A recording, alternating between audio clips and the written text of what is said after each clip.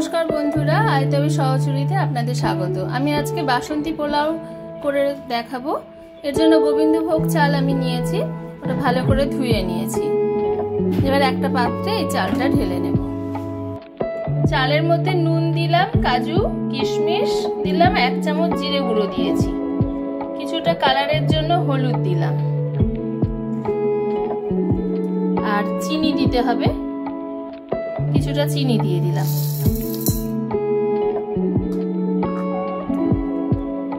কিছুটা ছোট চামচের 1 চামচের কম আদা বাটা দিলাম,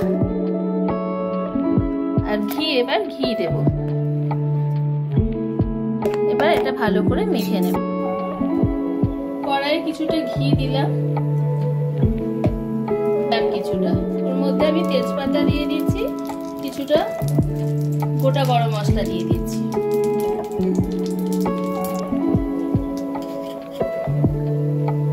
এবার ঘিয়ের মধ্যে কিছুটা আদা বাটা দিয়ে দিলাম, আর একটু জিরে গুঁড়ো দিয়ে এটা একটু কষে নেব।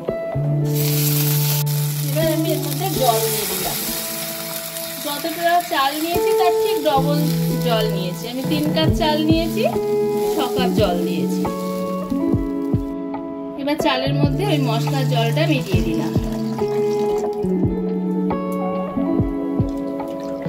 এবার এটা আমি ঢাকা দিয়ে রেখে দিচ্ছি ফোটার অপেক্ষা। এটা ফুটে গেছে, মধ্যে আমি কিছুটা ঘি দিয়ে দিলাম।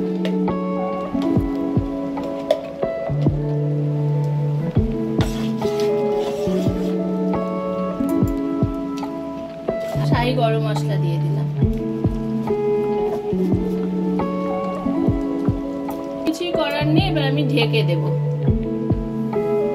গ্যাস অফ করে ঢেকে রাখলাম। প্রায় 20 মিনিট আমি এভাবে ঢাকা দিয়ে রেখে দিয়েছিলাম। এবার ঢাকা খুলে দিলাম। এবার আপনারা দেখতেই পাচ্ছেন কত সুন্দরভাবে এটা তৈরি হয়ে গেছে। আমার ভিডিওগুলো আপনাদের ভালো লাগলে অবশ্যই লাইক, শেয়ার, কমেন্ট করবেন। আর ইউটিউবে দেখলে অবশ্যই সাবস্ক্রাইব করবেন, তাহলে আমার খুব ভালো লাগবে। দেখুন, ভালো থাকবেন। নমস্কার।